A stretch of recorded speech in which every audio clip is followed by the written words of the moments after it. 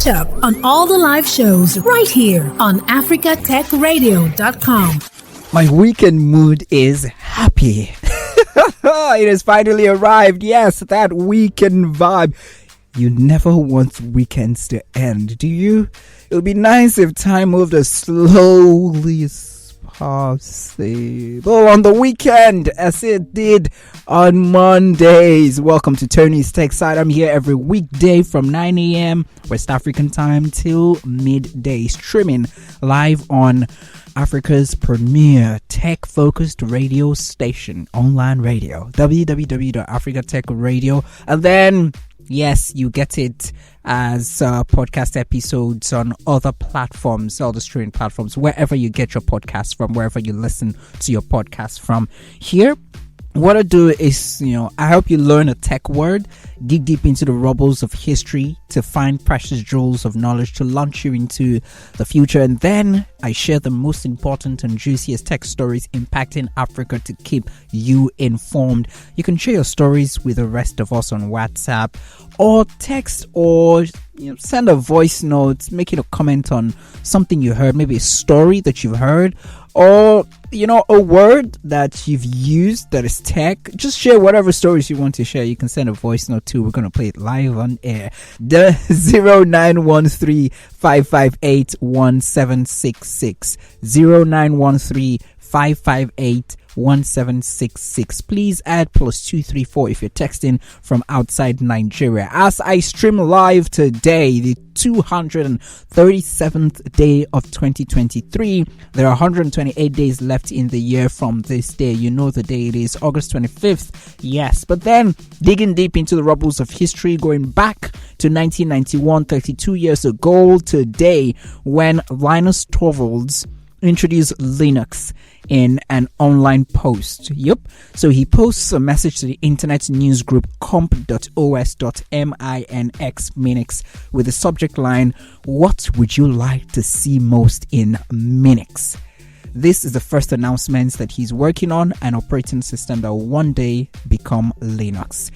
Well, later on in 2002, August 25th, as 21 years ago, PGP Corporation announced PGP desktop and wireless assets were purchased from Network Associates. Digging deeper, the year 2005, 18 years ago, the Pandora Internet Radio Service was launched.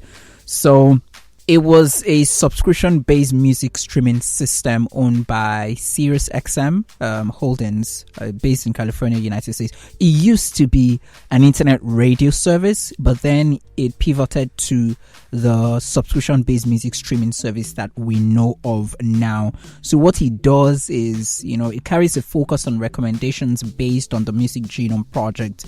That's like, it's a means of classifying individual songs by the musical traits. It was previously known as Pandora Radio when it launched in 2005, 18 years ago today.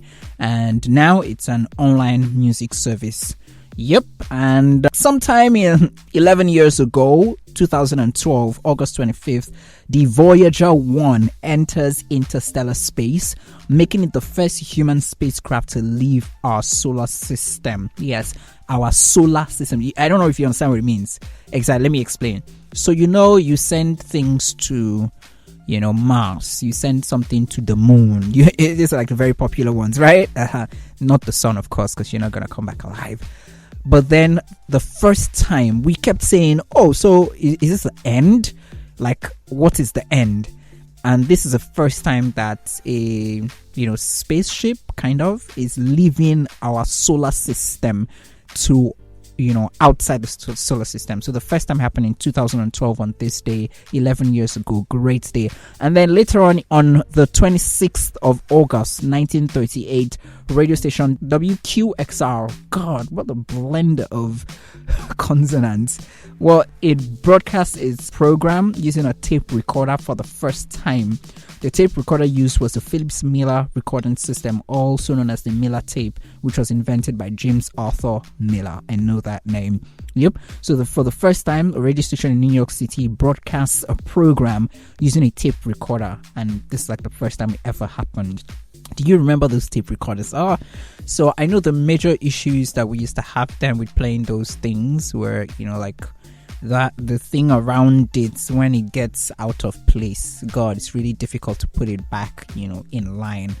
That was like my major issue with it. And in 2003, August 27, the city of Fairbanks, Alaska, connected to what was at that time the world's largest battery backup. It was designed to help prevent serious blackouts that plagued the city every 2 to 3 years. The batteries could provide power to the city for a few minutes, enough time to start up the city's backup diesel generators. The battery contains 13,760 cells covering more than 10,000 square feet. It was reported that in the first 2 years of operation, the battery system prevented at least 81 power failures, and that is a good thing to note. Our word for today is processor. Yes, processor. You'd hear all sorts of things, Intel processor, your phone has a processor, blah, blah, blah, GPU, CPU is like central processing unit. Everybody knows that from like when you're like children, when they're like kids learning computer in primary school or secondary school. But what really is a processor? Process.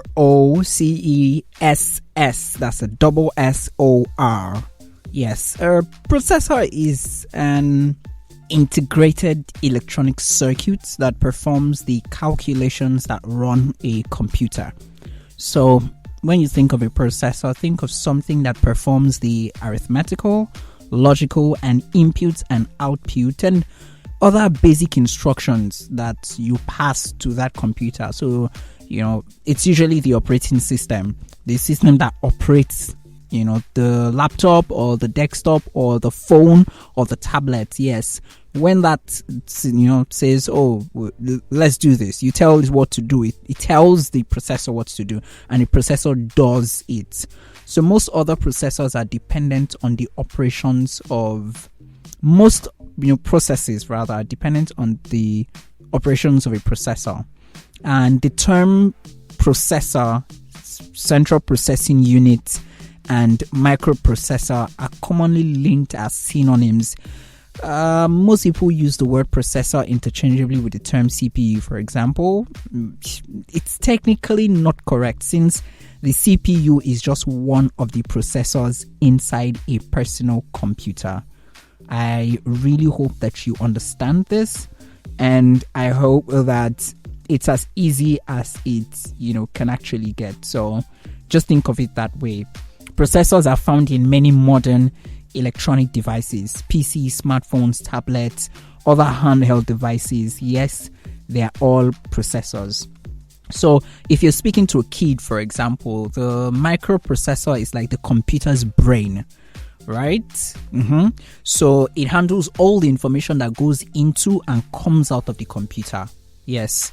So the memory is hardware that holds programs and data, while the processor, right, the microprocessor, uses these things.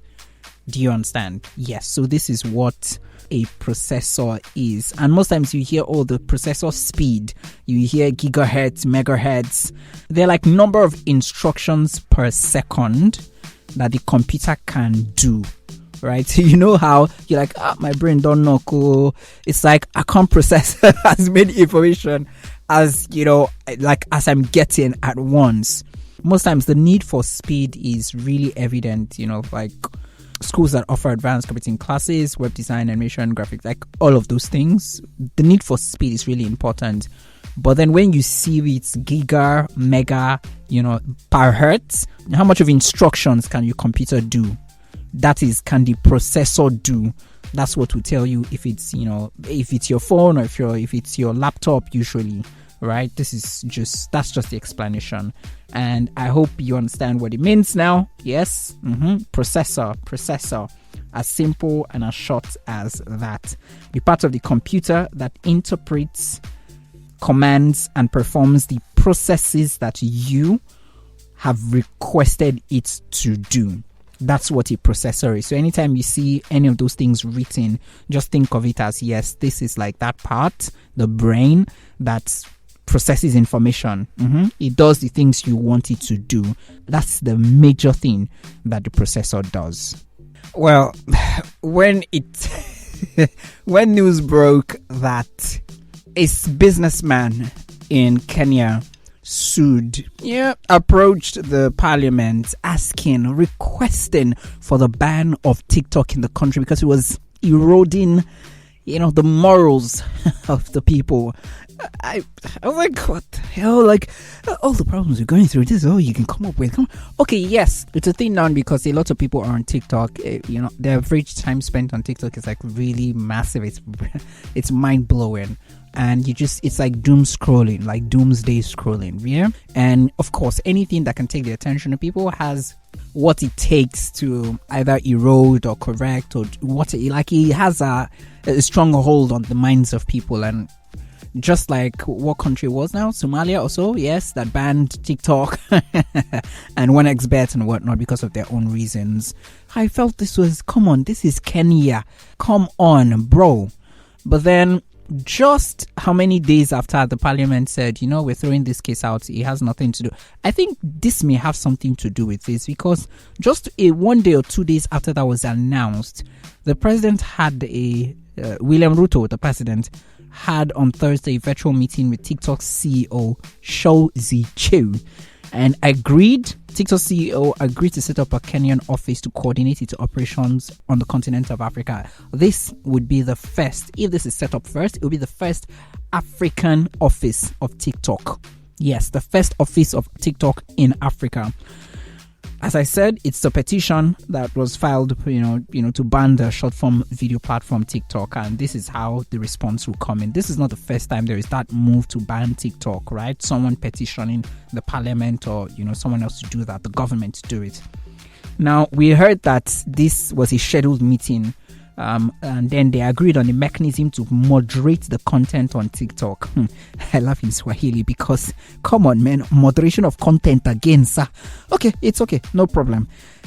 This, according to President Ruto, this move will be necessary to reduce negative content as well as leverage the monetization offered on the platform.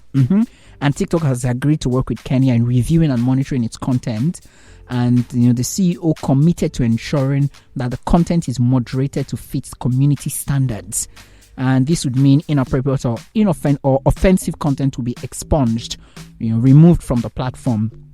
And what else again? Just promises here and there. And of course, the other bigger one, which is more employment opportunities to Kenyans on the platform. Now, as this is happening, we remember that Facebook and Sama and the content moderators, we remember that whole issue that has continued for a while with some people saying they regret, some people saying, is this, whatever. That issue is still on the table. Don't think too far. I've got the latest on it too. Content moderators suing Meta and its former content review partner in Africa, that's Sama, mainly based in Nairobi, Kenya. They actually sued for alleged unlawful dismissal. They've actually agreed to settle the case out of court. Yes. The 148 moderators agreed to mediation 5 months after they filed the suit in a turn of events that's likely to end one of the most prolific cases that Meta has faced on the continent of Africa. This comes after Kenya's Employment and Labor Relations Court asked the parties during the last directions hearing to consider settling the matter out of court. I would have gone for that as the first move to actually make. But thank God that it's finally settled and it's finally kind of like a bit out of the window, right? Not totally, because now that we're having TikTok getting into the fray of content moderation too, it may just mean that we may need to consider much more stringent regulation around content moderation on the continent, not just in Kenya, right? Because it's something that would, spread across the continent. And I hope that this move, the one-on-one between President William Ruto and TikTok, kind of solidify that conversation around content moderation and the laws and regulations around that. I would say the move by TikTok CEO to meet with William Ruto will be, allow me kiss your hand kind of move. I don't know who made the move or who will be the person requesting the hand of the other person to be kissed, but I just know that's what it seems like. Well, what an elder sees sitting down, you complete. If you're African, complete it. What an elder sees sitting down. Exactly. Well, in this game, it seems MTN is the elder because MTN South Africa just announced to move into a new area of financial services by launching the funeral cover to South African consumers under its new Hover brand via WhatsApp. And MTN is doing this alongside Momo. So the services onboarding process takes place through WhatsApp. Collections and claims payments are managed via MTN's mobile money Momo platform. No wonder a few days back it was looking for investors for this particular Momo. It has big plans. Now the insurance scheme is actually backed by Sanlam because MTN is not into insurance, right? So Sanlam has, its headquarters in South Africa, but then over 30 countries on the continent of Africa. It actually has financial services, its presence in, 30 countries on the continent. And this is facilitated by insurance provider AO Intermediary South Africa. And it's insurance cover that would go directly to a user's mobile phone through their partnership with MTN and other leading insurers. The cost of the service starts at 75 rands. That's just under $4 United States dollar every year. That's what you're going to pay. So if you're converting this to Naira, it's going to be less than 4,000 Naira every year. That's what you have to pay. And Momo customers can get coverage for either 6 or 12 months via a one-time premium payment. And the formal name, the name which is known as, is My MTN Prepaid Funeral Cover. Prepaid funeral insurance is just a start, apparently, because MTN plans a range of insurance products designed for the local markets. Where are my InsurTech guys? Where we're having this conversation in 2022. We talked about what telcos and insurance and InsurTech can do, right? And this was a major area we talked. Oh, yes, I need to. So if you're just go to www.africatechradio.com or anywhere you listen to your podcast and search for InsurTech on Africa Tech Radio. Anyway, just search for InsurTech on Africa Tech Radio. You'll understand what I'm talking about. Now, this move, it's a necessity for, the local market, right? Because essential financial services should be much more inclusive and responsive to the needs of ordinary citizens. I have another thought about, why we should actually scale down the amount of resources put into funerals across the continent. But that's another different thing. People are already experiencing this. It's an issue for people. So why not provide financial services that would actually respond to this need, the very ordinary citizens? The big boys really don't need to borrow money to, bury, their family members or their relatives. But most times, most people go through a lot to be able to bury, to go through the funeral rites of their loved ones. Now, but this is not just a good move, because of the people, but it's also a necessity for the likes of MTN, because financial services is a thing that would help, broaden the revenue mix of voice and data products, because the margins there are really they're like a bit tight and the competition keeps growing. Nonetheless, just in Nigeria, we may soon have Nigerians complaining about telecom operators. Nigerians will complain maybe if the prices of voice, data and SMS kind of increase, because the tariff, according to the Association of Licensed Telecoms Operators of Nigeria, is not sustainable. Currently, the current price is not sustainable at all.